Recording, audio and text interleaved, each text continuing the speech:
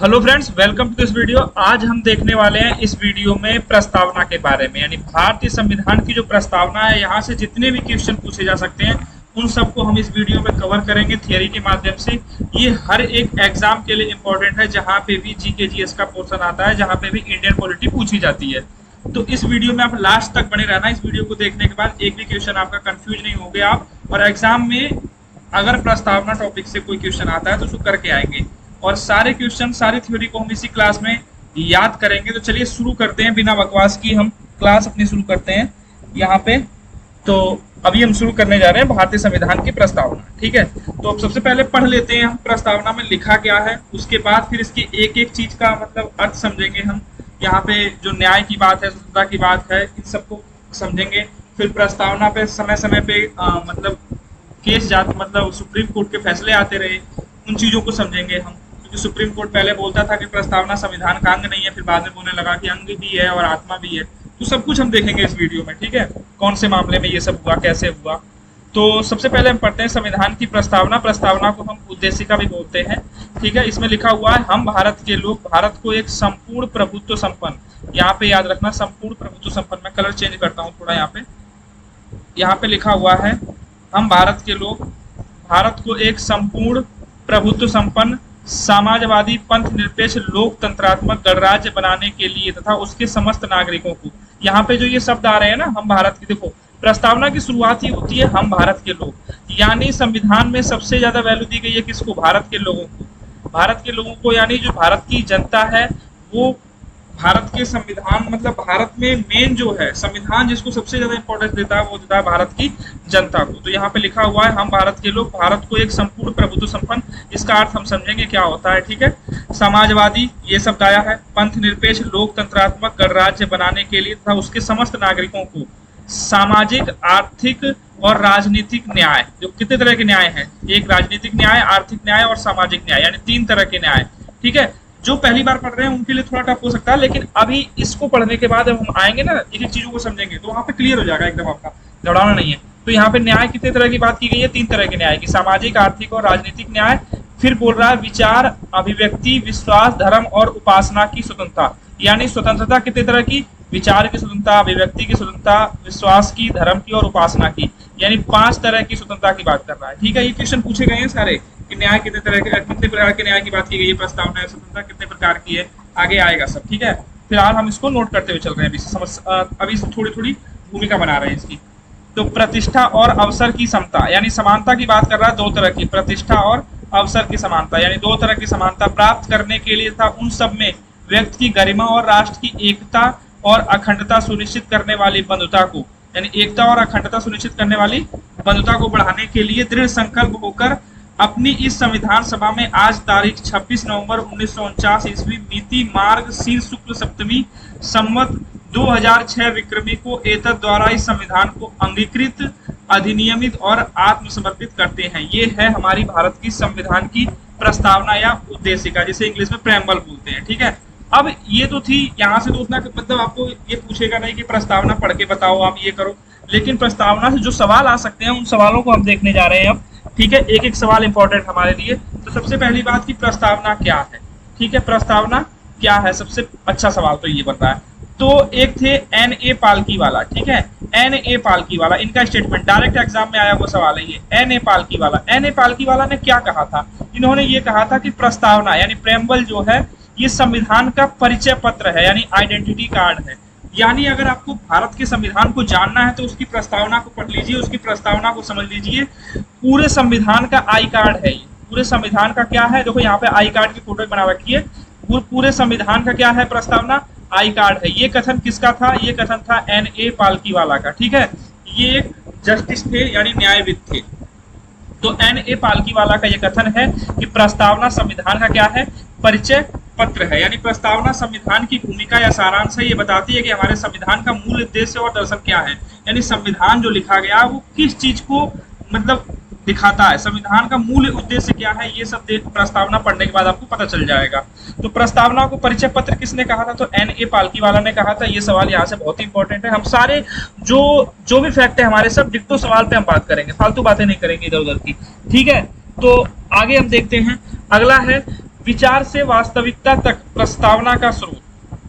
अब बात ये आती है कि जो प्रस्तावना है, भारत का जब संविधान बन रहा था तो प्रस्तावना भारत के संविधान में होनी चाहिए। ये जो विचार आया ये किस देश, क्योंकि हमारा जो देश का संविधान है वो अलग अलग देशों के संविधान को स्टडी करके बनाया गया है, ठीक है। क्योंकि डॉक्टर भीमराव अंबेडकर की जो प्रारूप समिति थी उन्होंने बहुत मैक्सिमम देशों के संविधान को स्टडी किया था, उन सबको मतलब इंक्लूड करके उनकी सबकी खूबियां ले लेके एक भारत का सबसे अच्छा संविधान बना है। तो सवाल यहाँ पे ये आता है कि प्रस्तावना जो है भारत के संविधान में होनी चाहिए, ये विचार किस देश के संविधान से आया? तो ये प्रेरणा यानी ये विचार आता है कहाँ से? अमेरिका के संविधान से। कहाँ से आता है? अमेरिका के संविधान से। अगर आपसे सवाल ये पूछा जाए कि प्रस्तावना का विचार या प्रस्तावना की प्रेरणा किस देश के संविधान से ली गई है, तो वो ली गई है अमेरिका के संविधान से, यानी यूएसए के संविधान से, ठीक है। और अमेरिका का संविधान दुनिया का पहला लिखित संविधान था जिसने प्रस्तावना की शुरुआत की थी।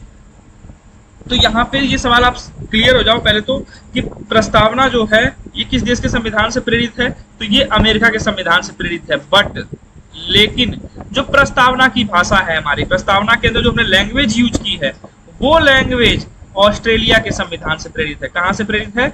ऑस्ट्रेलिया के संविधान से प्रेरित है। ये बात आपको याद रखना है। प्रस्तावना, भारत के संविधान में प्रस्तावना होनी चाहिए, ये चीज कहाँ से हमने ली?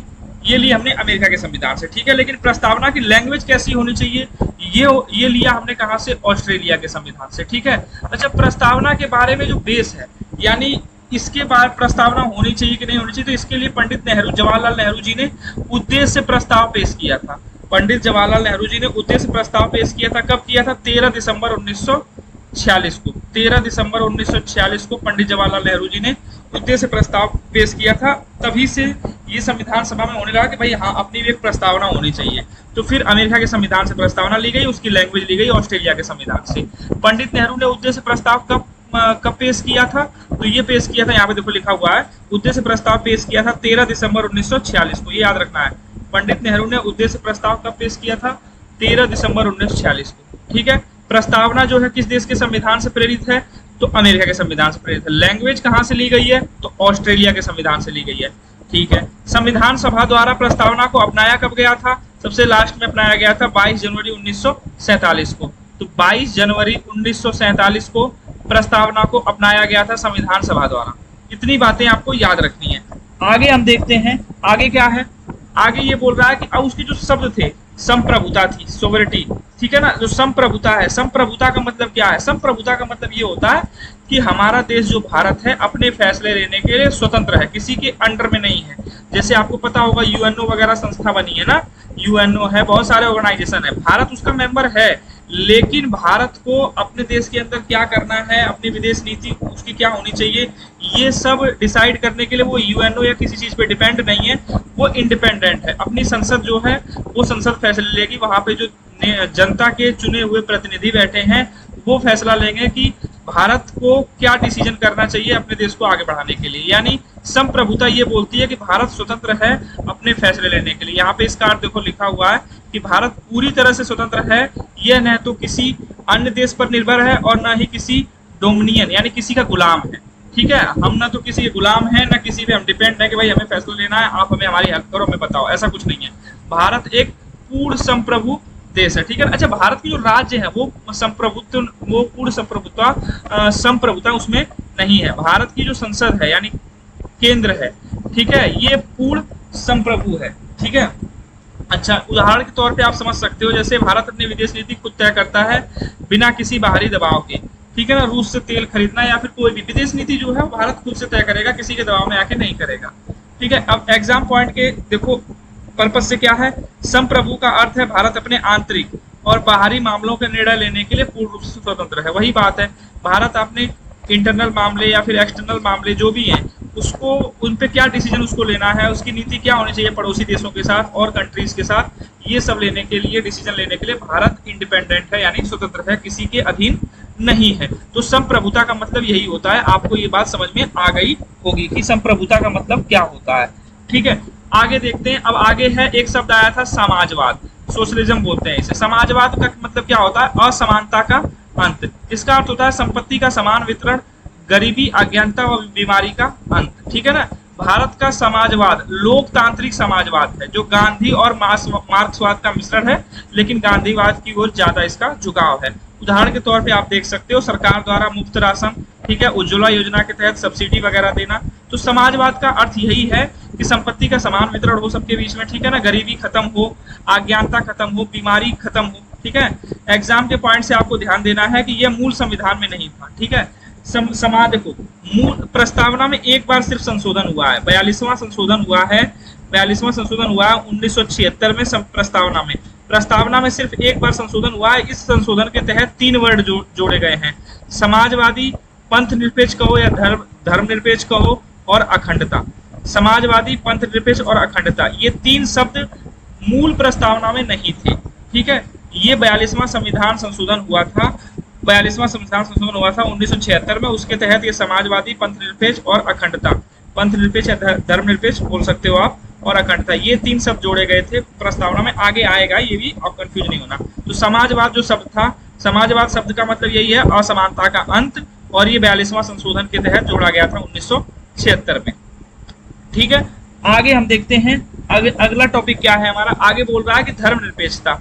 धर्मनिरपेक्षता यानी सेक्युलरिज्म, ये क्या बोलता है? धर्मनिरपेक्षता का मतलब ये सभी धर्म का एक समान होना, यानी भारत जो हमारा भारत एक देश है, यहाँ पे किसी एक धर्म को प्रायोरिटी नहीं दी जाएगी, सारे धर्म यहाँ पे क्या है, बराबर है। देखो यहाँ पे सिंबल बना भी हुआ है, अम्ब्रेला है, ठीक है ना, अम्ब्रेला है, इसके अंदर हिंदू धर्म है, फिर ये मुस्लिम धर्म का प्रतीक है, ईसाई धर्म का प्रतीक है, ये सिख धर्म का प्रतीक है।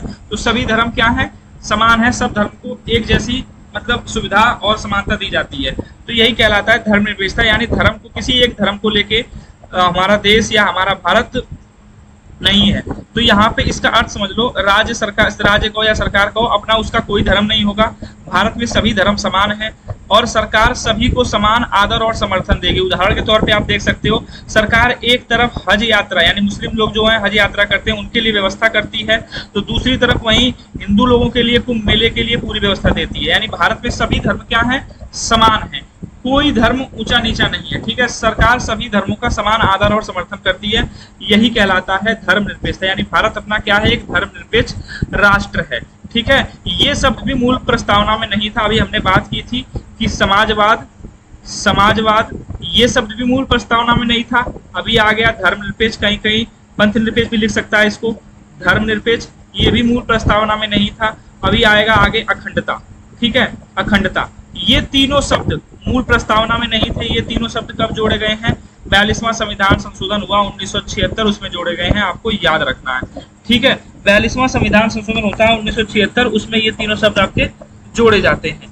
आगे देखो, फिर है लोकतंत्र, डेमोक्रेसी। इसका मतलब क्या है, सर्वोच्च शक्ति जनता के पास होगी। डेमोक्रेसी क्या होती है, जिसमें सब पूरी पावर किसके पास होती है, जनता के पास। जनता जिसको चाहे उसको चुन के बैठा सकती है प्रशासन करने के लिए, ठीक है, अपना प्रतिनिधि चुन सकती है जनता अपने मन से। ये नहीं कि वहां पे आप ये कह दो कि भाई वंशानुगत चलेगा, ऐसा कुछ नहीं है। तो अब्राहम लिंकन का एक कथन है डेमोक्रेसी के लिए, जनता के लिए जनता द्वारा शासन, ठीक है, डेमोक्रेसी कहलाता है, यानी लोकतंत्र कहलाता है।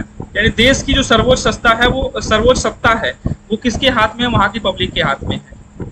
भारत में अप्रत्यक्ष प्रतिनिधि चुना जाता है, ठीक है, जहां जनता अपना नेता चुनती है और वो नेता क्या करते हैं, सरकार चलाते हैं। और जैसे आप उदाहरण के तौर पे देख सकते हो, प्रधानमंत्री की तो नियुक्ति होती है, ठीक है ना, वो लोकसभा के मेंबर होते हैं, फिर मुख्यमंत्री होते हैं, विधानसभा के मेंबर होते हैं, सांसद और विधायक ये बनते हैं ना।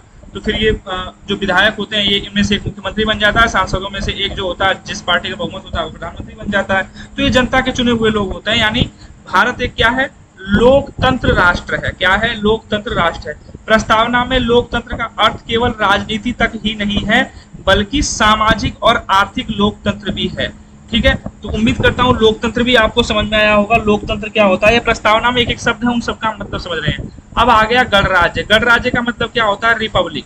भारत एक गणराज्य देश है, यानी गणराज्य राष्ट्र है। यानी यहाँ पे वंशानुगत नहीं होगा, राजा का शासन नहीं होगा कि कोई मतलब एक राष्ट्र का अध्यक्ष बन गया उसका बेटा ही बनेगा, ऐसा कुछ नहीं है। तो राजा का शासन खत्म हो जाएगा, ठीक है ना। गणराज्य का मतलब यहाँ पे जो आप कह सकते हो, जो राष्ट्र का अध्यक्ष है वो चुन के आएगा, ठीक है। ब्रिटेन क्या है, ब्रिटेन गणराज्य नहीं है, ब्रिटेन में राजतंत्र चलता है, मुनार्की चलता है, ठीक है ना। जैसे ब्रिटेन का राजा या रानी हुआ तो वंशानुगत होते हैं, वो राजा या रानी में वंशानुगत होते हैं। अगर कोई मान लो रानी है तो उनका बेटा या बेटी जो होगा वही फिर रानी होगी। फिर उनका बेटा या बेटी राजा होगा या रानी होगी, मतलब वहां पे वंशानुगत होता है। लेकिन भारत में ऐसा नहीं है। भारत क्या है? गणराज्य है, गणराज्य कंट्री है, ठीक है ना, रिपब्लिक कंट्री है, ठीक है भारत। यहाँ पे राष्ट्राध्यक्ष, राष्ट्राध्यक्ष मतलब कौन? भारत का जो राष्ट्रपति है, इसका निर्वाचन होता है, इलेक्टेड होता है, इसका चुनाव होता है एक निश्चित समय के लिए। यहाँ पे वंशानुगत नहीं होता है। गणराज्य का एक और अर्थ होता है कि देश में किसी भी विशेषाधिकार प्राप्त वर्ग की अनुपस्थिति। सार्वजनिक कार्यालय सभी के लिए, कार्यालय सभी के लिए क्या है? खुले हुए हैं। तो उम्मीद करता हूँ गणराज्य भी आप समझ गए होंगे, मतलब यहाँ पे वंशानुगत नहीं होता है। जो राष्ट्र का अध्यक्ष होता है उसका भी क्या होता है? चुनाव होता है, वो भी इलेक्टेड होके आता है। वो भी क्या होके आता है? वो भी इलेक्टेड होके आता है। आगे है प्रस्तावना। प्रस्तावना के 4 मुख्य आदर्श, यानी प्रस्तावना में क्या क्या 4 बातें हैं, ठीक है। प्रस्तावना में कौन कौन सी 4 बातें कही गई हैं वो देख लेते हैं हम। तो प्रस्तावना में 4 बातें कही हैं। देखो, न्याय, कितने तरह की न्याय की बात हुई है? हमने बात की थी ना शुरू में प्रस्तावना पढ़ते वक्त, 3 तरह की न्याय की बात हुई है। यहाँ पे डायरेक्ट क्वेश्चन आया हुआ है कि न्याय, प्रस्तावना में कितनी तरह के न्याय की बात है? 3 तरह के न्याय, सामाजिक, आर्थिक और राजनीतिक न्याय। अच्छा, प्रस्तावना में न्याय जो है ये किस क्रांति से संबंधित है? प्रेरित किस क्रांति से? तो रूस की क्रांति से प्रेरित है। 1917 में हुई थी रूस की क्रांति। तो क्वेश्चन इस तरह से आ सकता है आपका कि प्रस्तावना में जो न्याय है, ठीक है, 3 तरह के जो न्याय हैं, सामाजिक, आर्थिक और राजनीतिक, ये किस देश की क्रांति से संबंधित है? तो ये रूस की क्रांति से संबंधित है। न्याय किस देश की क्रांति से संबंधित है? तो ये रूस की क्रांति से संबंधित है, ठीक है। स्वतंत्रता, स्वतंत्रता कितने तरह की है? 5 तरह की है। विचार की स्वतंत्रता, अभिव्यक्ति की स्वतंत्रता, विश्वास स्वतंत्रता, धर्म की स्वतंत्रता और उपासना की स्वतंत्रता। स्वतंत्रता कितने प्रकार की है? 5 तरह की दी जाएगी, ठीक है, व्यक्तियों को जो भारत के नागरिक हैं। फिर समानता, 2 तरह की समानता, प्रतिष्ठा और अवसर की समानता। हर नागरिक को प्रतिष्ठा और अवसर की समानता होगी, यानी समानता कितने तरह की है? 2 तरह की है। बंधुत्व, व्यक्ति की गरिमा और देश की एकता और अखंडता, ये क्या कहलाता है? बंधुत्व कहलाता है, यानी सभी लोग मिलजुल कर रहेंगे, ठीक है। एग्जाम पॉइंट में सीधा सवाल क्या आता है? प्रस्तावना में कितने प्रकार के न्याय हैं? तो प्रस्तावना में न्याय कितने प्रकार के हैं? 3 प्रकार के हैं, ठीक है। स्वतंत्रता कितने प्रकार की है? 5 प्रकार की है। और समानता कितने प्रकार की है? 2 प्रकार की है। यहाँ से ये डायरेक्ट क्वेश्चन आता है, तो आपको ये भी याद रखना है। फिर देखो, प्रस्तावना का जो पूरा ढांचा है उसका समझ लो। शक्ति का स्रोत, शक्ति का स्रोत प्रस्तावना किसके पास है? तो हम भारत के लोग से शुरुआत है, यानी भारत के लोगों में ही पूरे मतलब उसकी देश की शक्ति किसके पास है? भारत के लोगों के पास है, यानी संविधान पूरा पावर किसको देता है? देश की जनता को देता है, ठीक है। राज्य की प्रकृति कैसी होनी चाहिए? तो राज्य हमारा संप्रभु है। संप्रभु है मतलब अपने फैसले खुद दे सकता है। समाजवादी है, ठीक है। धर्मनिरपेक्ष है, किसी एक धर्म को मानता नहीं है, सभी धर्म बराबर है। लोकतांत्रिक है, यानी यहाँ पे जनता का ही शासन चलता है, जनता चुनती है, ठीक है। गणराज्य है, यहाँ पे राष्ट्राध्यक्ष वंशानुगत नहीं होता है, इलेक्टेड होता है वो भी। फिर संविधान का उद्देश्य क्या है? संविधान के जो उद्देश्य है कि न्याय दिया जाएगा, स्वतंत्रता है, समानता है और बंधुत्व की भावना होनी चाहिए। अच्छा, लागू होने की तारीख 26 नवंबर 1949 को, 26 नवंबर 1949 को ये लागू होता है, ठीक है।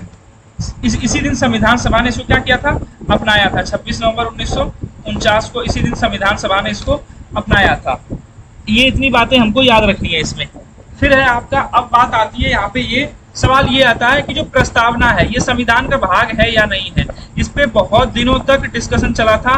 तो एक मामला आया था बेरूबाड़ी का मामला, ठीक है, बेरूबाड़ी बनाम भारत संघ मामला आया था 1960 में। उसमें सुप्रीम कोर्ट ने ये कहा था कि जो प्रस्तावना है वो संविधान का भाग नहीं है। सुप्रीम कोर्ट ने बेरूबाड़ी मामले में 1960 में ये बोल दिया था कि प्रस्तावना संविधान का भाग नहीं है। सवाल पूछा गया, बताओ प्रस्तावना संविधान का अंग है या नहीं है, ठीक है। अच्छा, प्रस्तावना को आई कार्ड किसने बोला है? तो आई कार्ड किसने बोला है? वो बोला है एन ए पालकी वाला ने, ठीक है। तो बेरूबाड़ी मामले में आपको याद रखना है कि संविधान सुप्रीम कोर्ट ने ये निर्णय दिया था कि प्रस्तावना जो है संविधान का पार्ट नहीं है। लेकिन केशवानंद भारती मामला आता है 1973 में। केशवानंद भारती मामले में वही सुप्रीम कोर्ट दोबारा बोलती है कि प्रस्तावना जो है संविधान का एक अंग है, संविधान का क्या है? एक अंग है, ठीक है। केशवानंद भारती में सुप्रीम कोर्ट ने यह कहा था कि प्रस्तावना में आप संशोधन भी कर सकते हो, प्रस्तावना में संशोधन कर सकते हो, लेकिन इसका जो मूल ढांचा है वो आप नहीं बदल सकते हो। मूल ढांचा उसका नहीं बदल सकते हो, कहने का मतलब ये कि अगर मान लो कोई घर है, अगर उसमें 4 रूम बने हुए हैं तो भाई 4 रूम है तो 4 रूम ही रहेंगे, दरवाजा जिधर है उधर ही रहेगा। आप संशोधन कर सकते हो, पेंट वगैरह कर सकते हो, या फिर उसमें लाइट लगा सकते हो। वही मतलब है यहाँ पे भी कि जो प्रस्तावना है, प्रस्तावना का मूल ढांचा नहीं बदलोगे, उसमें संशोधन कर सकते हो। तो प्रस्तावना में कितनी बार संशोधन हुआ है? तो प्रस्तावना में एक बार संशोधन हुआ है। कौन सा? 42वां संशोधन हुआ था। कब? 1976 में, 3 साल बाद। देख रहे हो, केशवानंद भारती मामले के बाद 3 साल बाद प्रस्तावना में एक संशोधन होता है, 42वां संशोधन 1976। इसके तहत प्रस्तावना में 3 शब्द जोड़े जाते हैं, समाजवादी, पंथ निरपेक्ष या धर्मनिरपेक्ष बोल सकते हो, और एक अखंडता। ये 3 शब्द जोड़े गए थे प्रस्तावना में। 42वां संविधान संशोधन 1976 में हुआ था। तो आपको याद रखना है, प्रस्तावना में एक बार संशोधन हुआ है, और केशवानंद भारती में मामले में सुप्रीम कोर्ट ने यह कहा था कि प्रस्तावना संविधान का एक अभिन्न अंग है। इतनी बातें आपको इससे याद रखनी है, ठीक है। तो आप ये बता दीजिए हमें, क्या प्रस्तावना में संशोधन हो सकता है? तो आप बोलोगे हाँ हो सकता है, लेकिन मूल ढांचे को नष्ट किए बिना। अब तक कितनी बार संशोधन हुआ है? तो आप बोलोगे प्रस्तावना में अब तक एक बार संशोधन हुआ था। कौन सा? 42वां संशोधन 1976। उसके तहत समाजवादी, धर्मनिरपेक्ष और अखंडता, ये 3 शब्द जोड़े गए थे। 42वां जो संशोधन हुआ था, इसको मिनी कॉन्स्टिट्यूशन यानी लघु संविधान भी कहते हैं।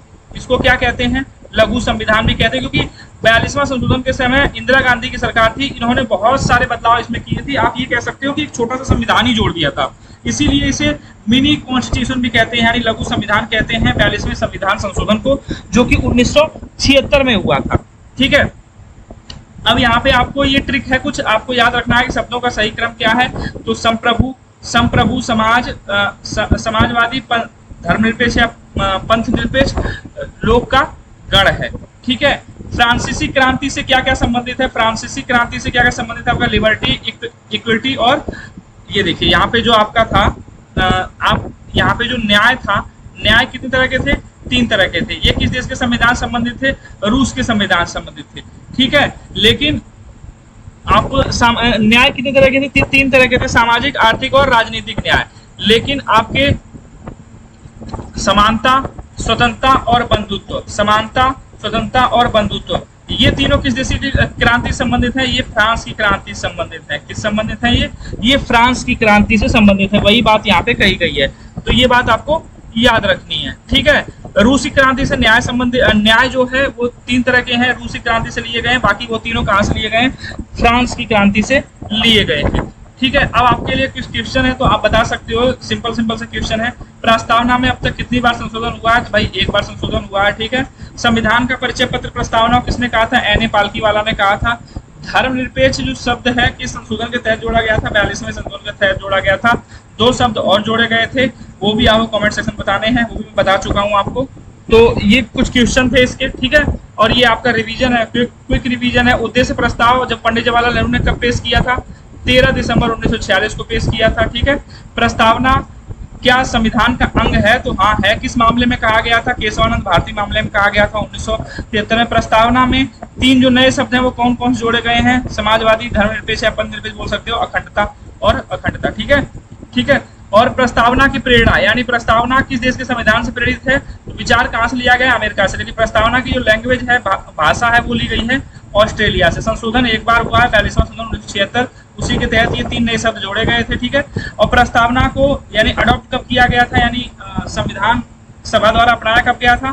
तो 26 नवंबर 1949 को इसको अपनाया गया था। संविधान की आत्मा, प्रस्तावना को संविधान की आत्मा कहा है किसने? सुप्रीम कोर्ट ने, ठीक है, इसमें केशवानंद भारती मामले में। इतनी बातें इससे आपको याद रखनी है, ठीक है। इससे बाहर कोई क्वेश्चन आता नहीं है प्रस्तावना से। उम्मीद करता हूँ ये वीडियो आपको पसंद आई होगी और प्रस्तावना जो टॉपिक है ये आपका क्लियर हो गया होगा। अगर आपको ये वीडियो पसंद आई है, हेल्पफुल लगती है, तो इसे लाइक जरूर करें, और जो भी स्टडी ग्रुप है आपका उसमें इसे ज्यादा शेयर करें। मिलते हैं अगली वीडियो में, तब तक के लिए best of luck. Thanks for watching this video.